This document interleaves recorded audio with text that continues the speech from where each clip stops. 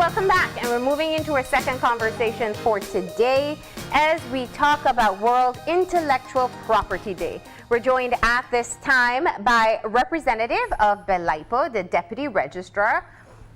We have Olabimpe Akinkuolie. Did I get it right this time? Yes. Close enough. You're nice. But we're also joined by Laura Raymond, who is the CEO and founder of Amarabi Seasoning Marinade. Yes. Good morning and welcome. Good morning. Thank you. So this is interesting. I think let's delve into the role of BELIPO before we go any further, right? All right. So BELIPO means the Belize Intellectual Property Office, and we are tasked to administer all intellectual property laws. And this contains of the Trademark Act, the patent, industrial design, copyright, new plants, varieties, and topographies. And we also assist the government, or rather advise the government when it comes to giving opinions about intellectual property. Yes. And making recommendations and so forth. And I know it is still a question that you always have to answer. Yes. But what consists of intellectual property? Now, when we look at intellectual property, I'll break it down. Property itself means something. When you think of property, you're thinking of ownership. Yeah. You're thinking of something tangible. Tangible, my house, my car, my couch. Of course. So now, when you look at the intellectual aspect of it, you're thinking of the creation, any ideas that you have created. So anything that ideas that you have put in an tangible asset, you have produced it in a form that can be touched now, is then something that you can then go about registering it to gain that ownership and that exclusive right. So in total, intellectual property, the creation of mind ideas. But it must be an idea that is put out in some kind of tangible form. Yes. Whether that's a physical document or a prototype. Yes. So that's sufficient. Very sufficient. An example can be in respect to copyright. Persons have their beats, have their music. So for us to enjoy it and for you to get any sort of protection of it, you have to have that music, that lyrical composition in a tangible format and bring it to our office and have that deposited to gain registration. Okay. Yeah. It has some sort of originality to it too. Of course, and that is something that that comes with this whole theme that we're celebrating. Powering change, women in innovation and creativity. So we are looking at brand new ideas that can add to the business world, that can even make our daily lives very simple. So creation is something key when it comes to intellectual property, and women, we're taking it up a notch this year. Yes. You know, I always find it interesting when we talk about ideas, because some people feel that perhaps people with lots of ideas are just dreamers, and then we must remind ourselves that every single thing we interact with was once just a thought in a person's head. Very much so. And even as we sit down here, just the chair itself was a thought. Just this table here was a thought. The clothing design that we wear was a thought. Even the television that we wear was a thought. So everything became an idea that someone thought of to say, let me see how we can make the world better. What can we add to it? And from there, they created what was in their head and put it in a tangible form, and we are benefiting from it. And from that creation, you have so many adaptations. So we embrace intellectual property, embraces creativity overall. Belize is a country historically of pirates. Belize currently is probably one of the worst countries in recognizing intellectual property. Yes. In terms of simple things like a movie, we have huge businesses that are built and patronized by our leaders and everyone. Yeah. You can't buy an original CD of an international artist in Belize. Yeah. Should we move into being a lot more strict with not just, because there's a certain amount of hypocrisy in Belize that we don't bootleg local DVDs and CDs. They do, but you shouldn't. You should, but they're not sold in stores. But you can buy every American one. Should we be moving more towards stricter enforcement of copyright laws, and can Belize handle it? Well, when we look at that aspect, we touch on the copyright aspect of intellectual property, and it is more of a culture that already exists in believing that taking someone else's movies, someone else's creativity is not something that we owe it to ourselves to pay them. So truthfully, it goes back to educating ourselves, and more so appreciating what an artist on a daily basis go through, because some of these artists, when they produce this stuff, that is where they get their income from. And yes, most persons believe that, okay, but they're already rich already, so what?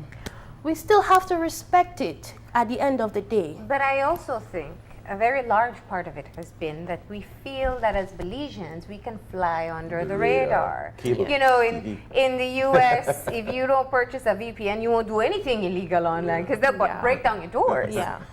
But here we thought we'd get away with it. Obviously, the cable situation is one where we are clearly seeing, and let's not be mistaken, we've gotten away with it for a long time. Very much so. What's BELIPO's role in settling this issue with the copyright infringement in cable use? Yes. Now, our role, we administer the Copyright Act. We do not implement essentially what is within the Copyright Act. Belize has been signatory to the Berne Convention, and with us having such an international standard, incorporating it to What's the Berne Convention? Sorry. The Berne Convention. What's that? The Berne Convention predominantly deals with the rights of authors, composers, and eight categorized works, being musical, dramatic works, film, broadcasters or programmers, published editions. So what BELIPO is doing is we are looking at our Copyright Act law. We are looking in terms of how we can go about reforming that law itself, because now we have to bring into context other mediums that the world now has made available for artists to get creative in communicating their brand, communicating their music, communicating their films to the outside world. So one thing we have to ensure that we have to strengthen the legislation itself, so that when other countries want to come in and want to bring in their products, we have to ensure that our laws is strong enough that if there are any infringers, they can invoke that right and bring that to the court's attention, or bring it to the court. Now, it's interesting though, because I think, and you said very clearly you're not implementers. So with this example, I think most people, and maybe because we're in the industry, we understand more, we knew that this was a copyright violation, even though we benefit from it. But I think to the wider public, it still isn't something that they understand. Why you may no longer have access to cable channels, why you may have to pay a whole lot more. Now you know why when you visit family in the States, you don't have things like HBO. How do you explain to them how it was a copyright infringement, and even the process that is unfolding at this moment? Okay, got it. Okay, now let me take an example of the most shows that I've seen a lot of my peers watch. Power. Power shows on Star. Star itself is one of the distributors of that content, because Power itself is a content. So taking the show Power, let's break it down into, we have performers' rights with the actors, actresses. They need to collect their royalties. You have the musical works. You find that there's some type of music that they placed within this Power. You also have within the musical works, maybe you hear someone actually singing. You have the lyrics itself that comes into it. And so basically just Power itself has a bundle of rights that monies monies must be returned back to the performers, to the songwriters, to the lyricists, to the composers. So when we go about infringing on each of their economic rights, that is a problem. They themselves can come to Belize and say, but listen though, have you subscribed to this? How much money are we losing? What is the damage what is the damage itself? So we now have to be very strict first of all, in understanding that it is no longer something that you can just bootleg or watch for free anymore.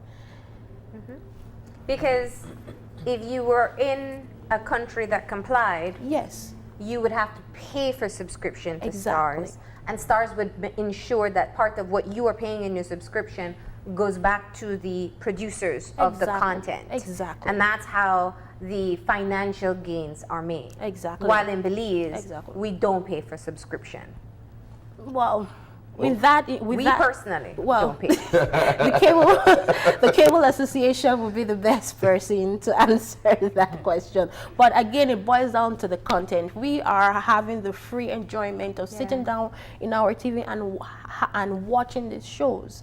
But at the end of the day, just the enjoyment itself and the monetary value, is it going back to those persons who created this content for us? But like I said, this is a great example to show that we really can't fly under the radar, and in both ways. You know, we now have artists that are empowered to recognize that they do have intellectual property in what they produce. And we also realize that even if think of tourists, if celebrities coming here, if they see something that they are involved in, they'll go back to their agents and say, you know, I saw something in Belize. Are we getting money for that? So just with the exposure that we have now, it's very important that we do recognize the rights of others and equip ourselves in protecting ourselves. So let's shift it to the Belize side. How do we ensure that lovely people like Laura, who cooked up these wonderful seasonings in her, I'm sure it always starts in your kitchen. Someday somebody said, I really like that thing, make some for me now. And then you do it, and then it grows. That's right. So how our office assist a woman like Lara in terms of our creativity is, we first of all ask that you come to our office, and we always have staff members assisting in terms of the procedure. You bring your logo. So when it comes to trademark, bring your logo, bring your word mark, and you fill in an application. And the application, we have a Form 1, a Form 2, Form 3, Form 4. And when you fill in this application, and you pay the prescribed cost, it then goes through a substantive examination process, whereby with this, the logo, the design, or whatever word mark that you bring to our office, and you have attributed to this word mark goods or services, or both of them, we then go through the substantive examination of ensuring that, okay, you're using this logo for specifically seasoning of meat, and is going to be used for other stuff when it comes to just the cooking aspect.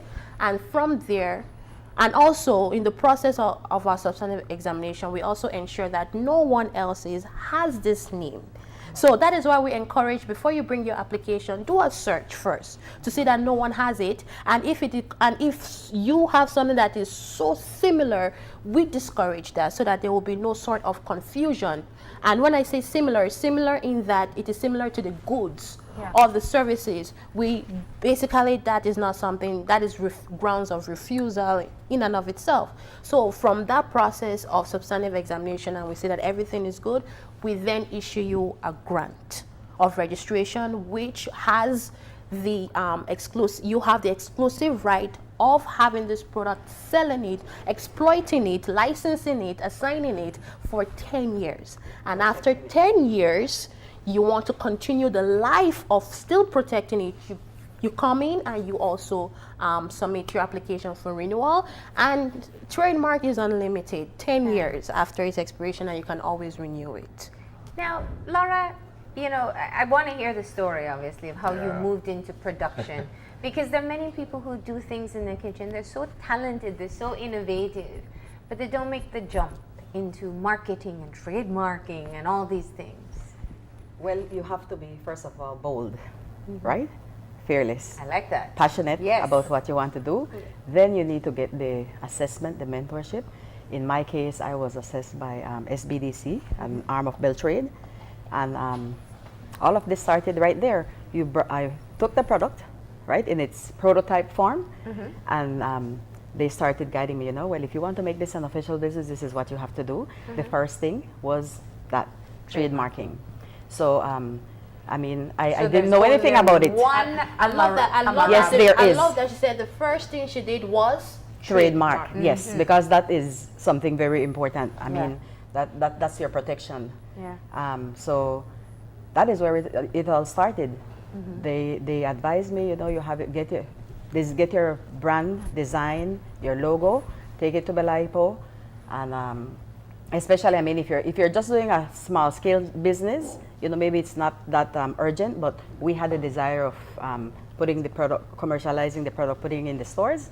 So that was a very important step. You started the story a bit early, though. You started it at the registration. I know, I was going to say. I'm sure. How did you? That's what I was wondering. You went to That's the assessment, yes. But before that, why move into a business of producing seasoning? Because I was once employed in a bank, was very busy, right? Then I started having children. I wanted to be able to do a little bit of both. Yeah. And this recipe was in our family for a few years, and I decided, you know what? And I love to cook. This is something I love to do. Let's make something Belizean, healthy, flavorful, complete, free of MSG, and that's where it all started. So you had a business vision from the start. Yes, ever since I was in banking. That's amazing. So you're paying royalties to the family? To your own Not family? as yet. Not as yet. No, she had her own secret to it. That changes it, right? We started with one flavor, the original, and from there we have moved on to 6 varieties. So what is the original? The original is just Belizean seasoning, which is like it's just a blend of all herbs and spices that we use in our Belizean kitchen. For your stew chicken? Like for your stew chicken or stew beef, stew pork, whatever. Then we moved from the original onto the coconut oil, also something very traditional. Then you wanted the curry version, which is what you're holding right there. This is the one I'm holding on. Yes. Curry in coconut oil. Then we moved into the rosemary base and the cumin base. So 6 flavors, all for meats, free of MSG, flavorful, complete, and ready to apply for experienced and novice cooks alike. Laura, we have the amazing case study of challenges and resilience in Ms. Marie Sharp, in what she endured with her product. And I mean, I think anytime I think back on it, you just say, man, why didn't she give up? And she didn't, and she's still successful today. Persevering. How much was that a part of your own thought process in going into this business? Well, you know what? I was very happy for the advice of SBDC. I did hear that story. And well, it was really just to be, cautious. I realized that this registration process is important, not only to be done in Belize, but in any country that you're planning to export. Before you open your mouth, ensure you have covered your bases. That's true. That's true. Somebody might beat you to it. Correct. So her story was inspiring, and at the same time, I mean, she set the trend. So people just have to be open, aware of what's going on, and know that taking your brand, taking your name is another business out there. This is a wonderful product. It is a favorite of my wife, who's Jamaican. Oh, really? And so in learning to cook Belizean cuisine, this was one of the cheat sheets. It's not cheat sheet. It's a cheat sheet. Simplifying life. It's a cheat sheet. You don't have to put I love it. Simplifying. Simplifying life. I love that, Melanie. To do all what used to be done. Nobody has to be chopping anything. All Nobody's you do is clean your grinding meat coconut anymore, man. No, we have that in there for you. But well, I'm happy to hear that. When I looked at it, one of the things about copyright is that you kind of want to keep your secret to your chest. Yes. But in a product like this, there's labeling requirements. Definitely. So basically, your secret is on your label. This is what I have in this product. How worried were you that I have to put my label on this and put my ingredients out? And how comfortable are you in feeling that nobody else can come and have a knockoff version of Amarabi? Well, there might be. It's competition. But your secret and your blends, those are your secrets. Competition is inevitable. Remember now, it's not only making the seasoning, right? It's your marketing, your tenacity, and ability to be able to do that. So it's many components. Yeah. It's not just anybody can. Competition is fair, right? While it look like Amarabi, it won't taste like Amarabi. So. That's good, Marlene. I like that. I need to hire Marlene, you know. and just the name itself, Amarabi. Yeah. It sounds very exotic. That's my children's name. Yes. Yeah. Oh, it's a combination? Abigail and Aaron. Wow, I was wondering. Correct. So how has it been going from you? How long have you had the product out on the market? Approximately 2 years. Yeah. It's a recipe that has been in the family for over 20 years, but on the market about 2 years. Yeah. And it is in most supermarkets countrywide, poultry stores, the airport. What's been the response so far? So far, Marlene, very, very good. I mean, if we would have more resources, I'm sure we'd be, but we're growing small. It's small, but it's growing. Yeah. And we are at a very opportune time to study what the trend is because it varies in every district. So, I mean, we're eager to grow, but we're patient enough to let things take its course. Is it less popular in the villages? Is more popular in like metropolitan areas like Belize City, Belmopan? Because this might sound, I won't even say that because I'm going to get kicked off the. Go ahead. In the villages where you have probably more housewives who are capable of passing down their own family recipes. Is it less popular or is it equally as?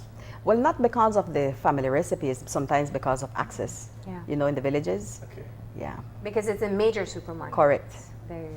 But the villagers, sorry. Go ahead. But the villagers who travel, for example, to the metropolitan areas, like I said, the city, and find it, even them like life a little simpler. I find that they are that they use it as well, no? And I just want to add that for women like me, the career women who just don't have time to even want to cook anything or to do anything, sadly, I'm sorry, this is the best thing for me. Yeah. If I don't want to cut up or get all the various herbs and onions and stuff, I can always use this, just season my chicken overnight, come back from work and just put that in the oven, and that is ready to people. eat. You don't have to tell them you use Amarabi. It could be your secret. I will shut up. I will shut up. As a man sitting over here, Belize man, I'm going to shut up. Yeah, what about Belize men? No, this is perfect for men too, I know. And students. Yes. Well, I was going to go there. It simplifies the process, Definitely. Somehow some men don't want to venture into the kitchen. This will empower you, Kevin. When they tell me I don't cook or I don't know how to cook, I say, well, this is perfect. Take it home for your wife. All you do is buy your meat, clean it, and add a tablespoon or 2 per pound, and that's it. But Laura, you have a unique story because I found the opposite, where women stumble into a business versus people who set out to start. The theme specifically is powering change, women in innovation and creativity. My good friend Kevin here oftentimes has the opinion that things aren't that as hard for women as we seem to think it is. So please do tell us. Yes, I did it.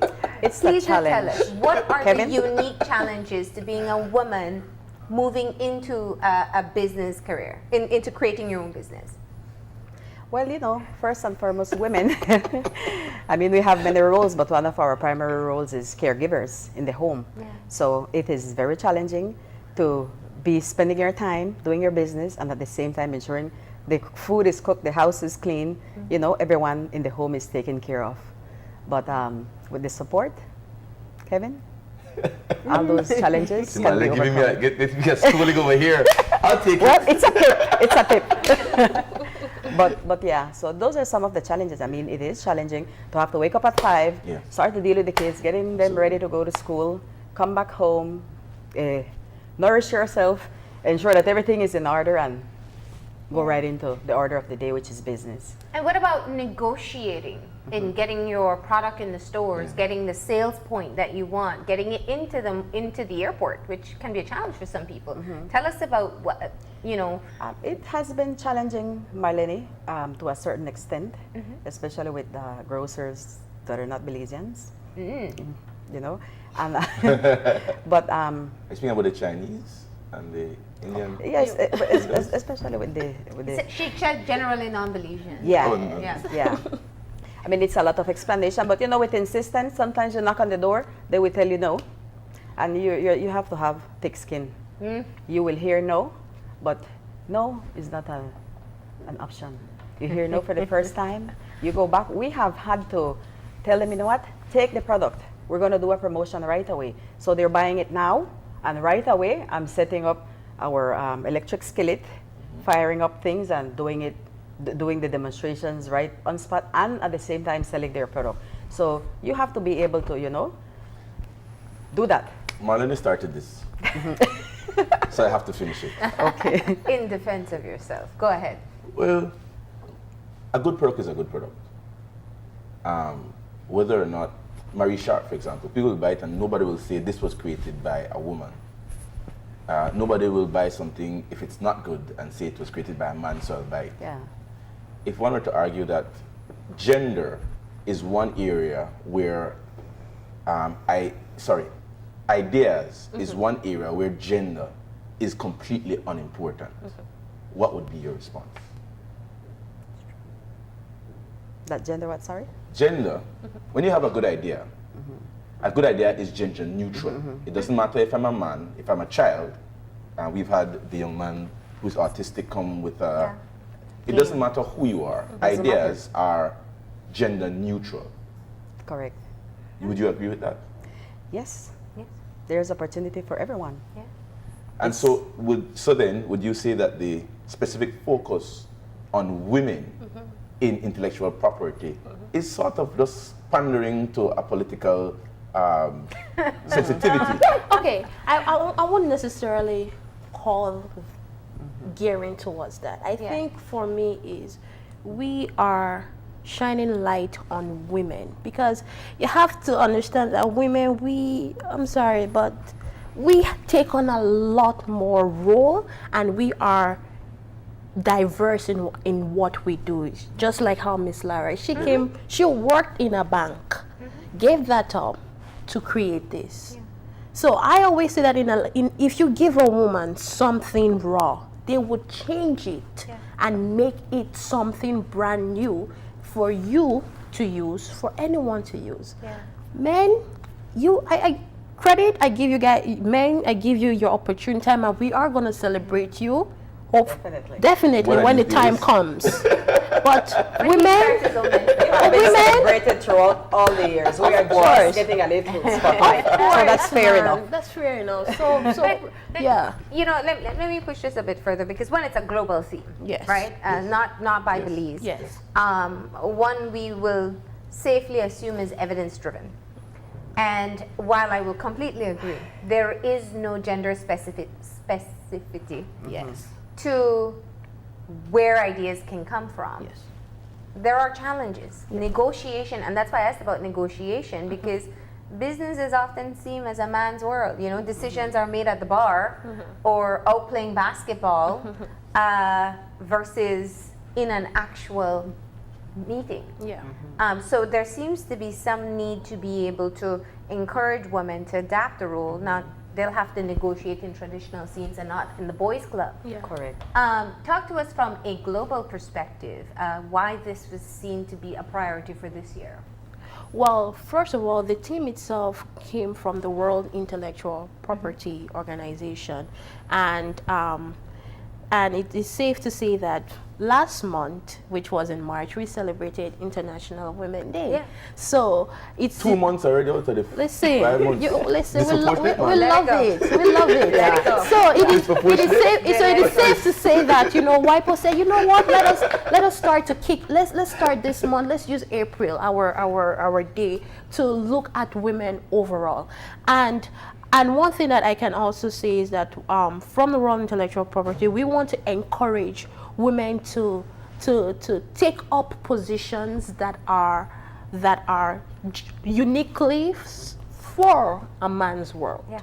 So again, it boils down to the fact that, you know what, if a woman like Miss Lara can produce something like that. She can also be a boss lady of a big organization and sit as the CEO or founder of that organization. I draw my my reference to the lady who is currently the CEO of Pepsi. Her name doesn't come to my to mind, but she is also a trendsetter, and I took the opportunity to go on YouTube just to watch what inspired her. And again, it boils down to the same story that Miss Lara said. I wake up every morning tendering to my kids, tendering to my husband, but I had a dream. I want something else. I want to live a life that is truly reflective of me. Not just this role as a mother, as a wife. So you know what, let me do something. Let me fulfill this dream. And we only have one life to live. So she took on that step, and she's the CEO of Pepsi. Indra, and actually what a great motivational speaker as well. And speaks very often of how she would not be able to do it without the support of her family. And that was really the question I was going to ask you. You know, anybody who wants to be a trailblazer realizes one thing. As much as you may be the only one on, it may seem like you're the only one on the road, you need that support. You need fallback people on hard days. You need people to remind you why you started, why not to quit. Talk to us about how important that is. And is it exclusive to family, or have you found business mentors as well? Yes, actually, through the same SBDC program, I have had mentors from the DFC, from We America's Thunderbird University in Arizona, to the U.S. Embassy, and yes, you definitely need the support, Marlene, and you also have to be cognizant of the fact that you cannot do everything. You know, that SWOT analysis that plays a major role. It applies to your personal life as well as your business life. You need to know what your strengths are, what are your weaknesses, when it's time to let go and let somebody else take the reign, because maybe that is your weak area. Know and be able to cite opportunities and threats. So to me, how expensive is it to, because I'm thinking about, I just purchased some fried jack dough from a young lady, and it was excellent. But I was thinking, if she were to think, okay, I want to do what Mrs. Raymond did, and I want to register my recipe. First of all, exactly where do I go, and how much does it cost? And can I do it myself? Do I need to hire a fancy attorney? Or? Well, first of all, the Belize Intellectual Property Office is located in Belmopan. 1902 Constitution Drive is on top of Statistical Institute of Belize. And we always encourage, first of all, that if you have your word mark, your logo, you come straight to our office, and you can do it by yourself. But the moment it reaches, there is an opposition to your logo by someone else who claims that, but it is similar to my logo, that is when you can then bring in an attorney who would then defend your word mark against the grounds being raised, and that is when an attorney is needed. But you yourself can come to our office and produce it. And we charge for the small, because we have it divided into small entity and those larger companies. So for the small man out there who wants to produce something like that, it only costs $300 to register the logo. And trust me, $300 for 10 years of exclusive right. So it's a multi-million-dollar company. You don't know what will happen after 10 years.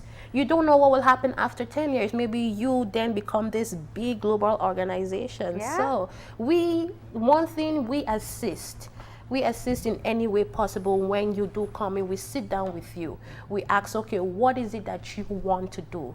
And based on the goods or products and the services which we have adopted the international classification called the NIS classification, administered by the World Intellectual Property, of course. We use that so we give you an international standard. We make your product be recognizable internationally, so that when you have received such a grant and you want to go to another country, you can use that grant to claim priority. Or that application in Belize to claim priority, to say, listen, I have already registered it here. So if you want to take it to a country, another country in Jamaica, and you just happen to bring in your application and say, I already have priority and application here from this country, that can even assist you more. Yeah.